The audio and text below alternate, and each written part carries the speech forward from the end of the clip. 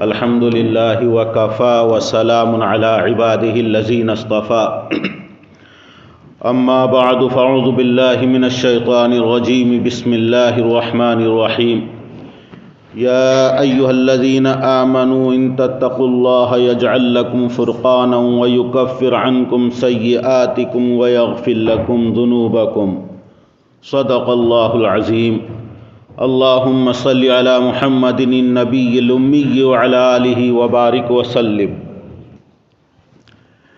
اللہ نے قرآن کریم میں جا بجا کتنی آیتوں میں اپنے بندوں کو یہ حکم دیا ہے کہ تقوی اختیار کرو، اللہ سے ڈرو، گناہوں والی زندگی کو چھوڑ دو اور اللہ کی طاعت اور عبادت پر، اللہ کی فرما برداری پر اپنے آپ کو جما دو۔ حضور اکرم صلی اللہ علیہ وسلم نے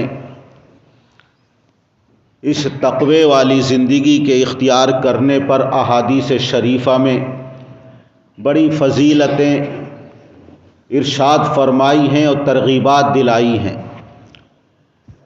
میدان محشر میں جب اللہ کا دربار قائم ہوگا اور اللہ اپنے عرش پر، اپنے تخت پر جلوہ افروز ہوگا تو تین طرح کے لوگ ہوں گے، ایک داہنی طرف اور سامنے اور بائیں طرف، الٹے ہاتھ پر۔ سیدھے ہاتھ کی طرف انسانوں کی ایک جماعت کھڑی ہوگی، سامنے انسانوں کی ایک جماعت ہوگی اور الٹے ہاتھ کی طرف ایک بہت بڑا جمع غفیر اور لوگوں کی بھیڑ ہوگی۔ جو سامنے ہوں گے یہ وہ کامل متقی پرہیزگار ہوں گے جن کو اللہ اپنے عرش کے نیچے مقام اور ٹھکانہ عطا فرمائے گا۔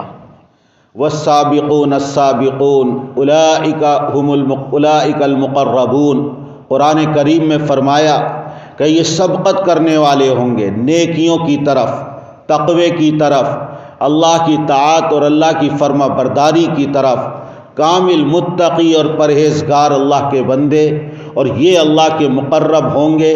سب سے پہلے اللہ ان کو اپنے عرش کا سایہ اور اپنے عرش کے نیچے مقام اور ٹھکانہ عطا فرمائے گا۔ دوسری جماعت وہ ہوگی کہ جو سیدھی طرف، داہنی طرف عرش کی جانب ہوگی، اللہ ان کو بھی اپنا عرش کا سایہ اور اپنے عرش کے نیچے مقام اور ٹھکانہ عطا فرمائے گا۔ یہ وہ لوگ ہوں گے جو ان سے کم درجے ہوں گے لیکن دنیا کے اندر تقوی اختیار کیے ہوئے انہوں نے زندگی گزاری تھی۔ اور تیسری قسم کے لوگ جو الٹے ہاتھ کی طرف ہوں گے، یہ وہ ہوں گے کہ جنہوں نے دنیا میں تقوی اختیار نہیں کیا بلکہ گناہ کر کر کے اپنا اعمال نامہ سیاہ کر لیا، ان کے لیے جہنم کا فیصلہ کر دیا جائے گا۔ تو دنیا میں جنہوں نے تقوی اختیار کیا، جہاں دنیا میں اللہ انعامات سے نوازتا ہے، آخرت میں یہ سب سے زیادہ اللہ کے مقرب بندے، اور میدان محشر کی تمازت سے، وہاں کے عذاب سے اور ہولناکی سے ان کی اس طرح حفاظت کی جائے گی کہ ان کو عرش کا سایہ اور عرش کے نیچے مقام عطا فرمایا جائے گا، جبکہ تمام انسانیت وہاں کی ہولناکیوں سے اور وہاں کے آخرت کے عذاب سے اور سورج کی تمازت اور گرمی سے بے حال ہوگی، بدحال ہوگی اور نفسا نفسی کا عالم ہوگا۔ اس دنیا میں جو بھی اللہ کا بندہ تقوی اختیار کرتا ہے، قرآن کریم میں اللہ نے ان کے لیے جا بجا انعامات کا تذکرہ فرمایا ہے۔ اللہ نے فرمایا وَمَن يَتَّقِ اللَّهَ يَجْعَل لَّهُ مِنْ أَمْرِهِ يُسْرًا، جو دنیا میں تقوی اختیار کرے گا، اللہ سے ڈرے گا، گناہوں کو چھوڑ دے گا اللہ کے خوف سے اور اللہ کی فرما برداری کرے گا تو اللہ اس کے تمام کاموں میں آسانی عطا فرما دے گا، مشکلات سے اس کو نجات عطا فرما دے گا، مصیبتوں سے اللہ اس کی حفاظت فرمائے گا۔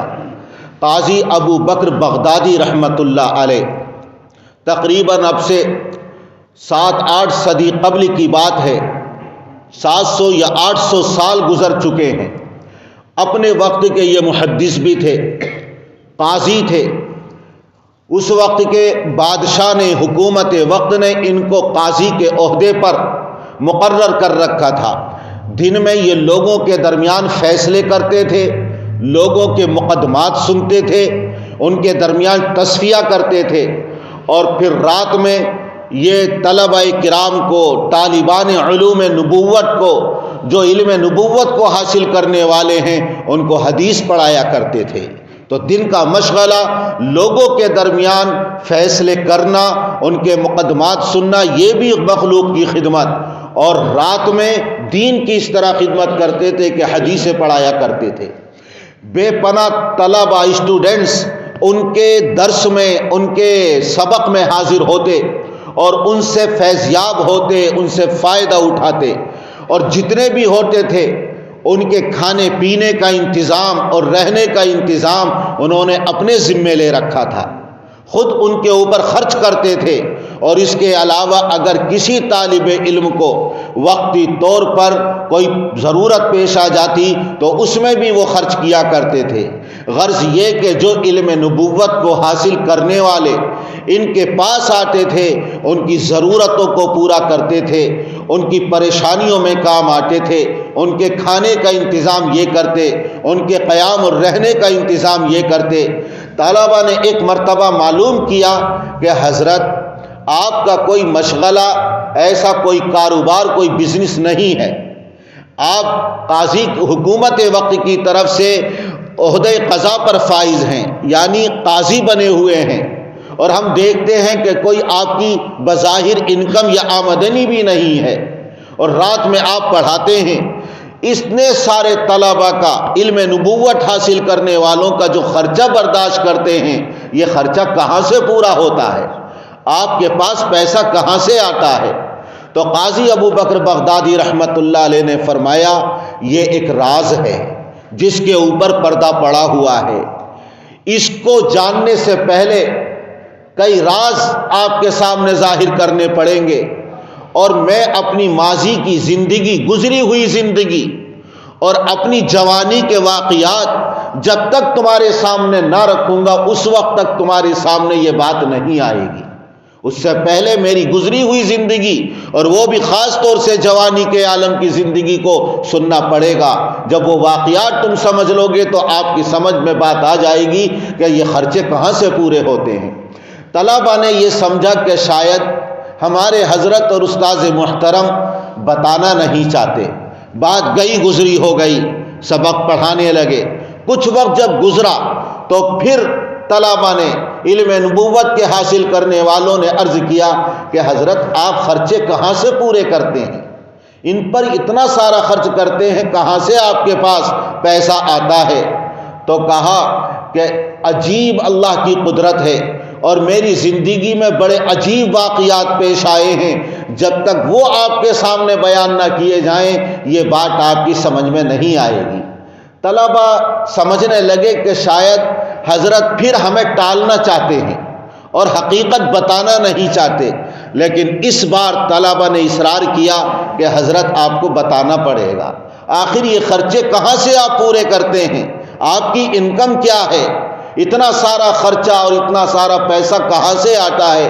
تو اب قاضی ابو بکر بغدادی رحمت اللہ علیہ نے بتایا کہ میں 30 سال کا نوجوان تھا، علم نبوت کے حاصل کرنے میں بڑا حریص اور لالچی تھا۔ جس محدث اور جس عالم دین کے بارے میں پتہ چلتا تو اس کے پاس جا کر میں علم نبوت کو اور حدیث کو حاصل کیا کرتا تھا۔ میں بغداد ہی میں اپنی جوانی کے عالم میں علم حاصل کر رہا تھا، اور چونکہ میں بہت زیادہ علم حاصل کرنے کا شوق رکھتا تھا تو میں نے یہ سنا کہ مکہ مکرمہ میں اپنے وقت کے بہت بڑے شیخ اور محدث اور عالم دین جن کا نام شیخ عبدالعظام ہے، ان کا حلقہ درس لگتا ہے، وہ حدیث پڑھاتے ہیں۔ تو میرے دل میں یہ جذبہ اور شوق پیدا ہوا کہ مکہ مکرمہ جا کر اس عالم دین اور محدث سے علم حدیث کو حاصل کروں۔ میرے ساتھ جو ساتھی تھے اور جو میرے سبق کے ساتھی تھے ان سے نے کہا میں تو مکرمہ علم حاصل کے لیے سننا ہو تو لیکن جواب دیا، ارادہ نہ کیا، لیکن میرا ارادہ بالکل پکا اور پختہ تھا۔ میں نے اپنا سامان سفر باندھا اور جو توشہ تھا وہ لیا، جو میرے پاس تھوڑے سے پیسے تھے ان کو لے کر مکہ مکرمہ کی طرف سفر میں نے شروع کر دیا۔ جب مکہ مکرمہ پہنچا تو وہاں پتہ چلا کہ جن سے میں علم حدیث حاصل کرنے کے شوق میں بغداد سے لے کر مکہ مکرمہ تک کا سفر طے کر کے آیا ہوں، وہ تو صاحب فراش ہیں، مریض ہیں، بستر پر پڑے ہوئے ہیں اور ان کا درس اور ان کا سبق بند ہے۔ مجھے بڑا احساس ہوا، بڑا افسوس ہوا، لیکن حرم میں، مکہ مکرمہ میں اور حرم شریف میں اور بھی علماء کرام تھے، بڑے بڑے محدثین تھے، بڑے بڑے، وہ اپنے اپنے حلقے لگا کر طلبہ کرام کو حدیثیں پڑھاتے تھے، دین سکھاتے تھے، علم نبوت سکھاتے تھے۔ تو آپ میں سے یہ علماء دودھ حدیث کی جائے، میں میرا توشہ ختم ہو گیا، بڑی غربت کی اور فقر و فاقے کی زندگی بسر کر رہا تھا۔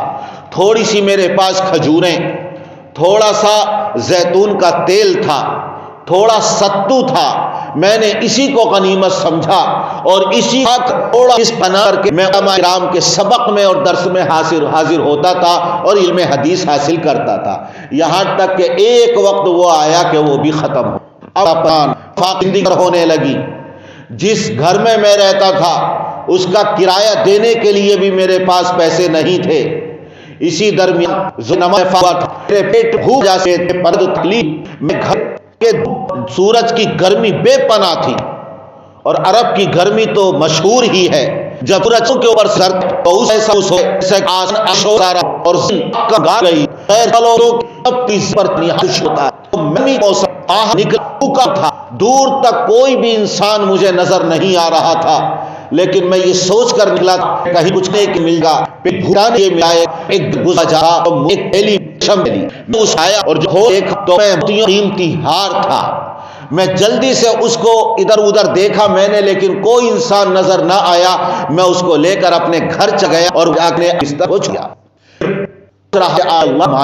کوئی نظر آ رہا تو میں واپس کروں گا، جبکہ غربت کا عالم ہے، تنگی کی زندگی بسر کر رہے ہیں، فقر و فاقے سے ہیں، لیکن اللہ کا ڈر اور اللہ کا تقوی ان کے دل میں اس درجے تھا، اس عالم میں بھی یہ سوچ رہے ہیں کہ آخر اس کا مالک کون ہے، میں اس کے مالک تک اس موتیوں کے ہار کو کس طرح پہنچاؤں۔ ظہر سے لے کر عصر کے وقت تک اسی کشمکش میں اور پریشانی کے عالم میں وقت گزر گیا۔ عصر کی اذان ہوئی، میں عصر کی نماز پڑھنے کے لیے نکلا۔ حرم میں عصر کی نماز پڑھ کر جب گھر واپس آیا تو میں نے دیکھا کہ ایک شور برپا ہے، ہنگامہ ہو رہا ہے۔ میں نے اپنے گھر کے دروازے سے جب جھانک کر دیکھا تو ایک شخص اونٹ پر سوار ہے، بوڑھا شخص، اور اس کے سامنے لوگ دف، ایک قسم کی ڈھولک آتی ہے، چمڑا منڈ دیا جاتا ہے اس کی ایک طرف سے، اور اس کو اس طرح بجاتے ہیں تو ڈھولک کی طرح آواز نکلتی ہے، تو اس کے سامنے وہی ڈھولک بجانے والے ہیں اور وہ اونٹ پر سوار ہے۔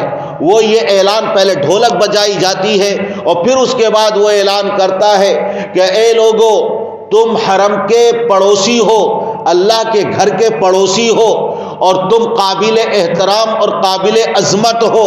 میرا ایک ہار موتیوں کا قیمتی ہار گم ہو گیا ہے جو میری خاندانی میراث تھی، اللہ تمہارے اوپر رحم کرے، تم میرا ہار واپس کر دو۔ میں سمجھ گیا کہ اسی بوڑھے آدمی کا یہ قیمتی موتیوں کا ہار ہے۔ جب وہ اعلان کرتا ہوا قریب آیا، وہ اعلان کرتا تھا اور یہ بھی کہتا تھا جس نے بھی میرا قیمتی موتیوں کا ہار واپس کر دیا تو یہ 500 دینار سونے کے سکے میں اس کو انعام میں عطا کروں گا، اور اس تھیلی میں 500 دینار تھے۔ اعلان کرنے کے ساتھ وہ اس طرح اونٹ پر سوار گھماتا تھا تاکہ لوگ آسانی سے اس کو دیکھ لیں کہ واقعی جو اس کا ہار واپس کرے گا اس کو یہ انعام دینا چاہتا ہے۔ یہ اعلان کرتا ہوا جب میرے گھر کے قریب آیا، میں راستے میں آ کر کھڑا ہو گیا، اس کے اونٹ کی میں نے لگام پکڑی اور اس کو قریب کرتے ہوئے کہا، بڑے میاں مجھے آپ سے ایک ضرورت ہے، ایک کام ہے، آپ میرے ساتھ میرے گھر آئیے۔ انہوں نے کہا، نوجوان کیا کام ہے، مجھ سے کیا ضرورت ہے؟ کہا ذرا اپنے کان میرے قریب کرو۔ جیسے اس بوڑھے آدمی نے اپنا چہرہ اور اپنے کان اس نوجوان کے قریب کیے تو کان میں چپکے سے کہا کہ جس قیمتی ہار کا تم اعلان کر رہے ہو، جس پر انعام دینا چاہتے ہو، وہ قیمتی ہار میرے پاس ہے، میرے گھر میں محفوظ ہے۔ جلدی سے وہ نیچے اونٹ سے اترا اور نوجوان کا ہاتھ پکڑا اور تیزی کے ساتھ گھر کی طرف چل دیا۔ گھر جب پہنچے تو وہ فرماتے ہیں قاضی ابو بکر بغدادی، میں نے اپنے تکیے کے یا بستر کے نیچے جو تھیلی چھپا رکھی تھی اس کو نکالی اور میں نے ان بوڑھے کے ہاتھ میں وہ تھیلی دے دی جس میں وہ ہار محفوظ تھا۔ جلدی سے اس نے اس کو کھولا اور اس ہار کو نکالا، موتیوں کا چمکتا ہوا ہار۔ پلٹ کر دیکھا، اس نے یقین کر لیا ہر زاویے سے، ہر طرح سے کہ یہ میرا وہی قیمتی ہار ہے جو گم ہو گیا تھا، اس کے اندر کسی نے تبدیلی نہیں کی ہے، بدلہ نہیں ہے اور یہ اصلی ہار ہے۔ بہت خوش ہوا، اس کو چوما، تھیلی میں رکھا اور پھر اس کے بعد جو انعام کا وعدہ کیا تھا 500 دینار کا اس نوجوان کو دیے۔ اس نوجوان یعنی قاضی ابو بکر بغدادی رحمت اللہ علیہ نے کہا میں نے یہ نیکی اللہ کے لیے کی ہے، میں اپنی نیکی کو بیچوں گا نہیں، فروخت نہیں کروں گا، صرف اللہ کے لیے اور اللہ سے ثواب حاصل کرنے کے لیے۔ مجھے آپ کے انعام کی 500 دینار کی ضرورت نہیں ہے، یہ انعام آپ واپس لے جائیے اور ہار بھی آپ کا ہے، آپ اصلی مالک ہیں۔ کہا کہ نہیں، میں نے وعدہ کیا ہے، یہ انعام تو آپ کو لینا پڑے گا۔ قاضی ابو بکر بغدادی منع کرتے رہے یہاں تک کہ وہ بوڑھا شخص زبردستی وہ 500 دینار انعام کے انہی کے بستر پر انہی کے گھر میں رکھ کر چل دیا۔ یہ کہتے ہیں کہ اللہ کی طرف سے یہ انعام ملا، میں نے اس کو اپنی ضرورتوں میں خرچ کیا، میری تنگی دور ہو گئی، گھر کا میں نے کرایہ بھی ادا کر دیا اور خوشحالی کے ساتھ، خوشگوار زندگی کے ساتھ میں حرم شریف میں محدثین کے حلقے میں بیٹھنے لگا اور علم حدیث حاصل کرنے لگا۔ اسی درمیان شیخ عبداللہ اعظام بھی اللہ نے ان کو شفا عطا فرما دی، شفا یاب ہو گئے اور وہ بھی حرم میں آ کر اب حدیثیں پڑھانے لگے اور میں ان سے علم حاصل کرنے لگا۔ جب وقت پورا ہو گیا اور میں نے علم حدیث کو حاصل کر لیا تو میں نے بغداد واپسی کا ارادہ کیا اور ارادے سے میں جدہ آیا، ساحل پر، بندرگاہ پر، سمندر کے کنارے، وہاں میں کشتی میں سوار ہوا، لیکن اس کشتی کا ملاح اور ناخدا چلانے والا اناڑی تھا، اس نے اپنی کشتی کو غلط سمت میں چلا دیا اور جب کشتی سمندر کے بیچ میں پہنچی ہے تو پھر طوفانی لہریں آئیں، بجلی کی کڑک، بادلوں کی گرج اور ہوائیں اور آندھیاں آئیں اور ایسا محسوس ہوتا تھا کہ اب ہماری نجات کی کوئی شکل و صورت نہیں ہے۔ لوگ چیخنے لگے، واویلا کرنے لگے، پناہ حاصل کرنے لگے۔ اسی درمیان ہم نے دیکھا کہ ایک موج سمندر کی آئی جس نے کشتی کے ٹکڑے ٹکڑے کر دیے اور کتنے لوگ جو میرے ساتھی تھے معلوم نہیں ان کا کیا حال ہوا، کتنے لوگوں کی میں نے چیخیں سنی، لیکن ایک کشتی کا تختہ تھا جس کو میں نے مضبوطی سے پکڑ لیا اور اسی پر میں لیٹا رہا، یہاں تک کہ سمندر کی موجیں اس سے کھیلتی ہوئی اور اس کو چلاتی ہوئی ایک جزیرے کے پاس کنارے پر لا کر اس کو ڈال دیا اور میں اس تختے سے اترا۔ چونکہ پورا دن اور رات کا کافی حصہ میں نے سمندر میں اسی تختے پر گزارا تھا، تھک گیا تھا، بے حال ہو گیا تھا اور مجھے اپنے ہوش و حواس بھی نہیں رہے تھے۔ اس تختے سے اتر کر اسی جزیرے میں زمین پر میں لیٹ گیا، کافی دیر تک لیٹا رہا۔ جب مجھے کچھ سکون ملا تو میں نے نظر اٹھا کر دیکھی تو اس جزیرے میں ایک مسجد ہے اور اس مسجد سے دور ایک آبادی ہے جہاں لوگ رہتے ہیں۔ میں وہاں گیا، اس مسجد میں جا کر قرآن کے کچھ اوراق تھے، ان کو اٹھا کر ورق میں پڑھنے لگا، تلاوت کرنے لگا۔ میری تلاوت کو سن کر یا مجھے دیکھ کر اس آبادی کے کچھ مرد اور کچھ عورتیں مسجد میں آئے اور کہنے لگے کہ تم قرآن کے عالم ہو، تم عالم دین ہو، قرآن پڑھنا جانتے ہو؟ کہا کہ میں عالم نہیں، طالب علم ہوں، میں ایک اسٹوڈنٹ ہوں۔ اور امام بخاری رحمت اللہ علیہ کا مقولہ ہے کتنا بھی بڑا عالم بن جائے لیکن وہ ہمیشہ طالب علم ہی رہتا ہے۔ العلم من المہد الی اللحد، علم حاصل کرنے کا زمانہ ماں کی گود سے لے کر قبر میں جانے تک ہے۔ آدمی کبھی بھی تمام علم کو حاصل کر ہی نہیں سکتا. جتنا بھی علم حاصل کر لے گا اسے یہ اندازہ ہوگا ابھی علم حاصل کرنا اور باقی ہے. تو انہوں نے سچ کہا، پوری زندگی علامہ وقت بن جائے لیکن وہ طالب علم اور اسٹوڈنٹ ہی رہتا ہے. تمام علوم کو حاصل کرنا یہ کسی کے بس کی بات نہیں، صرف اور صرف علم کی انتہا اللہ کے پاس ہے. حضرت موسیٰ علیہ السلام نے کہا سب سے بڑا عالم میں ہوں. جب بنو اسرائیل نے پوچھا، توریت تلاوت کر رہے تھے، واعظ و نصیحت کر رہے تھے، تو اللہ کو یہ بات پسند نہ آئی. کہا تم یہ کہتے ہو سب سے بڑا عالم میں ہوں؟ جاؤ مرج البحرین میں، وہاں جہاں دو سمندر ملتے ہیں، جو افریقہ کے بالکل آخری کنارے پر ہے، اور وہاں ایک لکیر بھی اللہ نے بنا دی ہے، ایک میٹھا سمندر ہے، ایک کھاری سمندر ہے، وہاں ہمارا ایک بندہ ہے، اس سے علم حاصل کرو. ہم نے ان کو وہ علم عطا فرمایا ہے جو تم کو نہیں عطا فرمایا. اور حضرت موسیٰ علیہ السلام نے کہاں ملک شام اور فلسطین، اور وہاں سے سفر انہوں نے افریقہ کے سمندر جہاں آخری کونا ہے وہاں تک کا سفر کیا، اور وہاں حضرت خضر علیہ السلام سے ان کی ملاقات ہوئی اور ان کے ساتھ آگے کا سفر کیا اور ان سے علم حاصل کرتے رہے. تو نبی اپنے وقت کا سب سے بڑا عالم ہوتا ہے، لیکن وہ بھی اگر یہ کہہ دے کہ میں سب سے بڑا عالم ہوں، اللہ کو یہ بات بھی پسند نہیں ہے. تو حضرت قاضی ابو بکر بغدادی رحمت اللہ علیہ نے کہا کہ میں ایک طالب علم ہوں. کہا کہ ہم مسلمان ہیں. ان مردوں اور عورتوں نے کہا ہمیں قرآن پڑھنا نہیں آتا ہے، لہٰذا آپ ہمیں قرآن کریم پڑھنا سکھا دیں. انہوں نے سوچا کہ میں ان کو قرآن کریم پڑھنا سکھاؤں گا تو 2 وقت کا کھانا مل جائے گا، لہٰذا انہوں نے قبول کر لیا اور وہاں کی عورتوں کو، مردوں کو، بچوں کو قرآن کریم پڑھانا شروع کر دیا. ایک زمانے تک قاضی ابو بکر بغدادی وہاں ان کو قرآن پڑھاتے رہے، سکھاتے رہے. وہ یہ فرماتے ہیں اپنے شاگردوں سے اس واقعے کو بیان کرتے ہوئے، میں کس جزیرے میں پہنچا تھا، میں کس مقام پر تھا، وہ جگہ کون سی ہے، مجھے کچھ بھی معلوم نہیں تھا، میں کہاں ہوں، لیکن میں ان کو قرآن پڑھاتا رہا. کافی وقت گزر گیا اور مجھے 2 وقت کا کھانا مل جاتا تھا. لوگ مجھ سے مانوس ہو گئے، میں لوگوں سے مانوس ہو گیا. جب کافی وقت گزر گیا تو ان میں کے ایک شیخ بوڑھے آدمی جو ذمہ دار تھے میرے پاس آئے اور کہنے لگے کہ ہمارے یہاں ایک بچی ہے جو یتیم ہے، جوان ہے، مالدار ہے، خوبصورت ہے، دیندار اور سلیقہ مند ہے، خدا سے ڈرنے والی، متقیہ، پرہیزگار، پارسا ہے. آپ اس سے نکاح کر لو، آپ کو یہاں خوشگوار زندگی مل جائے گی، کھانے پینے کا اور رہنے کا بھی اچھا انتظام ہو جائے گا. میں انکار کرتا رہا کہ میں یہاں تو اجنبی ہوں، میں کیسے نکاح کر لوں، میرے پاس تو گزر بسر کا کوئی ذریعہ بھی نہیں ہے. لیکن وہ شیخ اور بوڑھے ذمہ دار اصرار کرتے رہے. انہوں نے اتنا اصرار کیا کہ پھر میں انکار نہ کر سکا اور نکاح پر میں آمادہ ہو گیا. لہٰذا میرا اس یتیم لڑکی سے نکاح کر دیا گیا.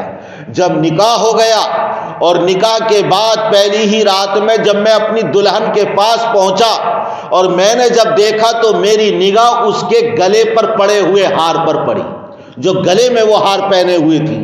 جب میں نے دیکھا تو میں تو حیران رہ گیا، بڑا تعجب ہوا کہ یہ ہار تو وہ ہے جو مکہ مکرمہ میں کسی بوڑھے آدمی کا گم ہوا تھا اور 500 دینار اس نے مجھے انعام میں دیے تھے اور وہ بوڑھا آدمی چلا گیا تھا.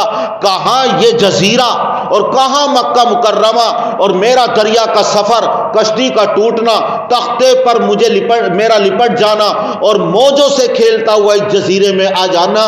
آخر یہ ہار مکہ مکرمہ سے اس بوڑھے آدمی کا ہار اس لڑکی کے پاس کیسے پہنچا؟ میں بڑا حیران اور تعجب میں فوراً اپنے گھر سے باہر نکلا اور میں نے لوگوں میں ایک نعرہ لگایا اور پکار اور صدا لگائی، اے لوگوں، بڑی تعجب کی بات ہے، بڑی حیران کرنے والی بات ہے. لوگ جمع ہو گئے. پوچھا کیا بات ہے؟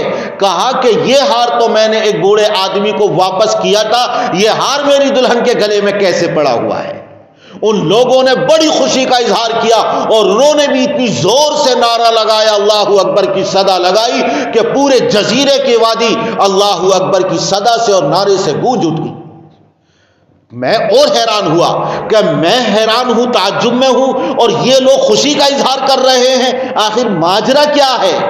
تو لوگوں نے بتایا کہ یہ یتیم بچی، اس کا ایک باپ تھا، بوڑھا باپ، وہ اسی مسجد میں امامت کرتا تھا، وہ حج کرنے کے لیے گیا تھا، اس کا ہار گم ہو گیا تھا، پھر وہ حج کر کے جب یہاں واپس آیا تو تمام لوگ جانتے ہیں، پوری آبادی جزیرے کی جانتی ہے، وہ ہمیشہ اللہ تعالیٰ سے یہ دعا کرتا تھا، اے اللہ اپنی زندگی میں نے کتنے انسانوں کو دیکھا ہے لیکن اس نوجوان سے زیادہ متقی پرہیزگار اور خدا سے ڈرنے والا میں نے کسی نوجوان کو نہیں دیکھا، اے اللہ اس نوجوان کو میرا داماد بنا دے اور میری لڑکی کا نکاح ایسے نوجوان سے کر دے۔ ہمیشہ مرنے کے وقت تک وہ بوڑھا امام اور ہمارے وہ شیخ یہی دعا کرتے رہتے تھے کہ میری بیٹی کو ایسا متقی نوجوان شوہر عطا فرما۔ اللہ تبارک و تعالیٰ نے ان کی دعا قبول فرمائی، وہ تو انتقال کر گئے اور یہ ہار میراث میں ان کی بیٹی کو ملا جو تم نے اپنی دلہن کے گلے میں پڑا ہوا دیکھا ہے۔ میں بڑا خوش ہوا، یہ ہے تقوی کا پھل۔ اپنی بیوی کے ساتھ اس جزیرے میں خوشگوار زندگی گزارتا رہا، کافی وقت تک میں وہاں زندگی گزارتا رہا، یہاں تک کہ میری بیوی کا انتقال ہو گیا، پھر بھی میں وہیں رہا۔ پھر میں نے جزیرے والوں سے، ان مسلمانوں سے اجازت طلب کی کہ میں اپنے وطن بغداد واپس جانا چاہتا ہوں۔ لوگوں نے خوشی سے مجھے اجازت دے دی اور وہ ہار بھی مجھے ہی دے دیا کہ یہ اب ہار آپ کا ہے، آپ اس کے مالک ہیں۔ میں بغداد آیا، یہاں ایک تاجر کو وہ قیمتی ہار بہت پسند آیا، اصلی موتیوں کا ہار تھا۔ انہوں نے 2 لاکھ دینار کے بدلے میں اس ہار کو خریدا۔ میں نے 2 لاکھ دینار میں وہ ہار بیچ دیا، وہ 2 لاکھ دینار میرے پاس ہیں، اسی میں سے اے طلباء میرے پیارے بچوں تمہارے اوپر خرچ کرتا ہوں، تمہارے کھانے کا انتظام کرتا ہوں، تمہارے رہنے کا انتظام کرتا ہوں، جو ضرورت تمہیں پیش آتی ہے اس ضرورت میں اسی 2 لاکھ دینار میں سے میں خرچ کرتا ہوں۔ دیکھو وَمَن يَتَّقِ اللَّهَ يَجْعَل لَّهُ مَخْرَجًا، اللہ نے فرمایا کہ جو بھی اللہ سے تقوی اختیار کرے گا اللہ مشکلوں پریشانیوں سے نکلنے کا راستہ اس کے لیے آسان فرما دے گا۔ وَمَن يَتَّقِ اللَّهَ يَجْعَل لَّهُ مِنْ أَمْرِهِ يُسْرًا، جو اللہ تعالیٰ سے ڈرے گا اللہ تعالیٰ اس کے تمام کاموں میں آسانی پیدا فرما دے گا۔ وَيُكَفِّرْ عَنْكُمْ سَيِّئَاتِكُمْ، اور اللہ تعالیٰ گناہوں کو معاف فرما دے گا۔ وَيَغْفِرْ لَكُمْ ذُنُوبَكُمْ، اور اللہ تعالیٰ اس تقوی کی برکت سے گناہوں کو معاف فرما دے گا، سیئات کو درگزر فرما دے گا۔ وَيَغْفِرْ لَكُمْ ذُنُوبَكُمْ، اور اللہ تعالیٰ مغفرت کا پروانہ عطا فرما دے گا۔ یہ تقوی کے ثمرات، اگرچہ قرآن کریم میں اللہ نے اس تقوی اور اللہ سے ڈرنے اور اللہ سے ڈر کر گناہوں سے چھوڑنے کے کتنے انعامات کا تذکرہ کیا ہے، کتنے انعامات کا۔ ان انعامات میں سے ایک انعام یہ بھی ہے کہ اللہ تعالیٰ گناہوں کو معاف فرما دیتا ہے، اگر گناہ کیے ہیں تو ان کو نیکیوں سے بدل دیتا ہے۔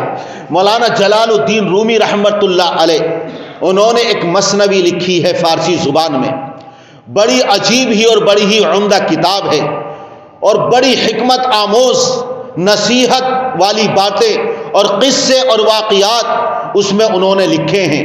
ایک الہامی کتاب ہے جو اللہ تعالیٰ نے ان کے دل پر علوم و معارف کو الہام فرمایا تھا، انہوں نے اس مثنوی کے اندر جمع فرما دیا ہے۔ اسی میں انہوں نے ایک واقعہ لکھا ہے کہ قرآن کریم میں اللہ نے فرمایا یا ایھا الذین آمنوا توبوا الی اللہ توبۃ نصوحا، اے ایمان والو توبہ نصوح کرو۔ نصوح کے ایک معنی تو یہ آتے ہیں سچی پکی توبہ کرو، اور سچی پکی توبہ میں 3 شرطیں ہیں۔ ایک تو گناہوں کو چھوڑ دے، دوسرے جو گناہ ہو چکے ہیں ان پر شرمندہ ہو، اللہ سے معافی مانگے، اور تیسری شرط یہ ہے کہ آئندہ نہ کرنے کا پکا ارادہ کر لے کہ میں گناہ کے قریب نہیں جاؤں گا۔ یہ 3 شرطیں ہیں سچی پکی توبہ کے لیے۔ سب سے پہلے گناہ چھوڑ دے، جو گناہ کیے ہیں گزری ہوئی زندگی میں ان گناہوں پر اللہ کے سامنے ندامت کے، پشیمانی کے آنسو بہائے، روئے، گڑ گڑائے، توبہ استغفار کرے۔ اور تیسری شرط یہ ہے کہ آئندہ جتنی بھی زندگی گزاروں گا کبھی گناہ کے قریب نہیں جاؤں گا، تقوی والی زندگی بسر کروں گا۔ یہ مطلب ہے توبہ نصوح کرو، سچی پکی توبہ۔ اور دوسرا اس کا مطلب اور اس کی تفسیر یہ ہے جو مفسرین نے لکھا ہے، بنو اسرائیل میں ایک شخص تھا جس کا نام نسوح تھا. اس نسوح نے جیسی سچی پکی توبہ کی ہے، اے ایمان والو ایسی سچی پکی توبہ کرو. اس نے کیسی توبہ کی؟ وہ ایک بادشاہ کے دربار میں خدمت کرتا تھا، لیکن اس نے اپنے آپ کو عورت بنا کر پیش کیا تھا، اور بادشاہ کی جو بیگمات تھیں، جو شہزادیاں تھیں اور جو محل کے اندر رہنے والی عورتیں تھیں، اپنے آپ کو یہ عورت ظاہر کرتا تھا اور ان کی خدمت کیا کرتا تھا. عورتیں اور بیگمات، بادشاہ کی محل میں رہنے والی رانیاں، وہ بھی سمجھتی تھیں کہ یہ تو عورت ہے، اس لیے اس سے اپنے بدن کی بھی خدمت لیا کرتی تھیں، بدن پر مالش کرواتی تھیں، بدن کو دبوایا کرتی تھیں، تو ان کو بڑا سکون ملتا تھا. ظاہر ہے جب ایک مرد اجنبی عورت کے بدن کو دبائے گا، مالش کرے گا، تو کتنی لذت کے ساتھ کرے گا، کتنے مزے کے ساتھ کرے گا، تو عورت کو اس میں مزہ آئے گا.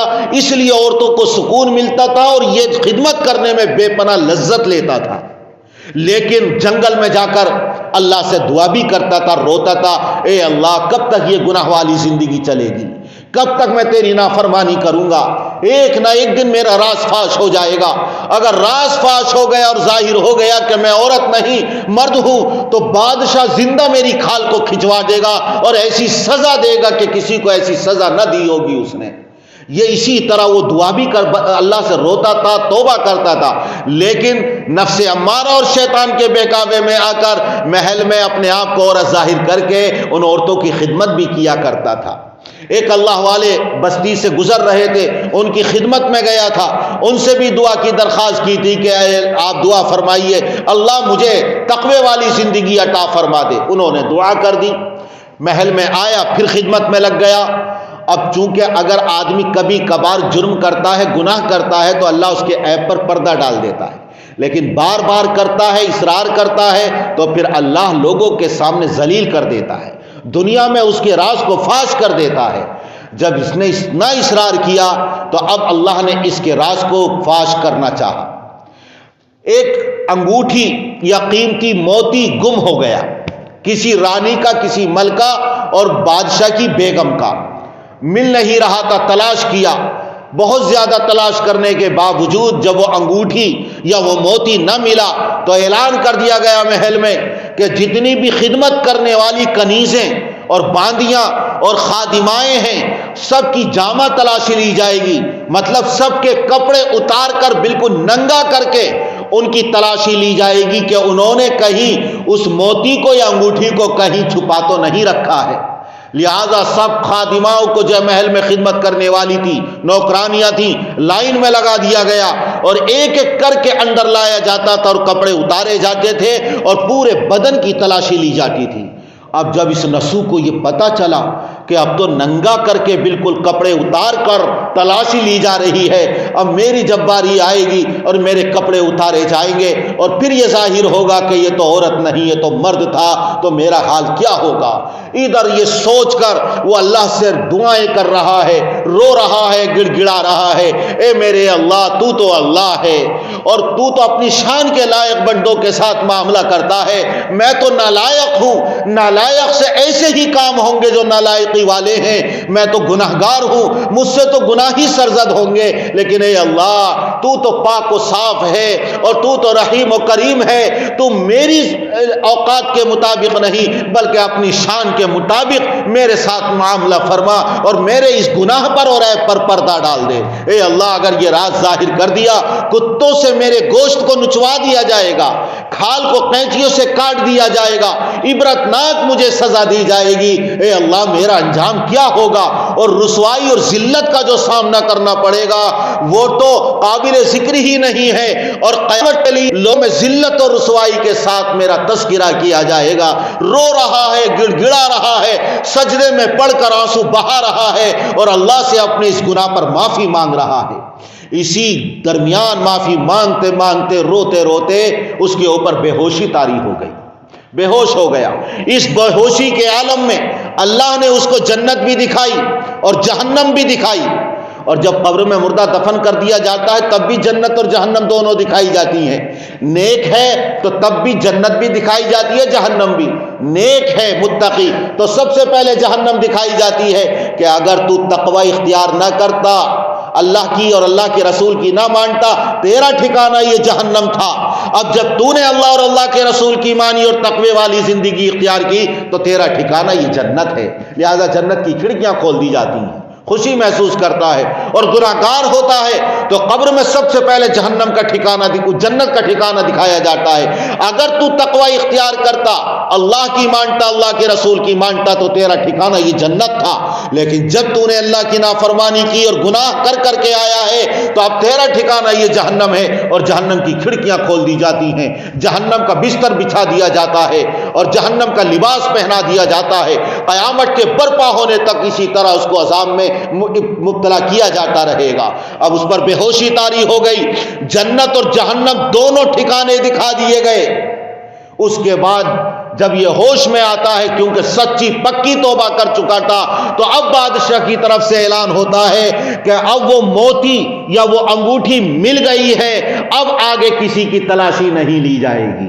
جبکہ صرف 4-5 عورتیں اور خادمائیں باقی رہ گئی تھی، اس کے بعد اسی کا نمبر آنا تھا اور اس کی تلاشی لی جانی تھی.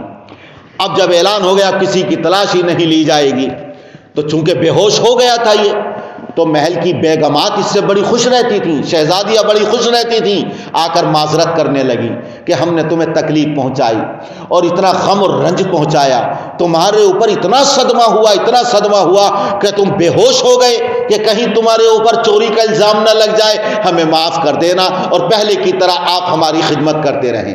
اس نے کہا کہ اب نہیں، اب تو اللہ تعالیٰ نے میرے اوپر آخرت کے حالات کو منکشف کر دیا ہے. ان سے اجازت طلب کی اور پھر جنگلوں کی طرف نکل گئے، توبہ کی، اللہ سے استغفار کیا اور اتنی عبادت کی کہ اللہ نے ان کو اپنے وقت کا ولی کامل بنا دیا. قرآن کریم میں اسی کو فرمایا، یا ایھا الذین آمنوا توبوا الی اللہ توبۃ نصوحا، اے ایمان والو ایسی توبہ کرو جیسے نصوح نے توبہ کی ہے.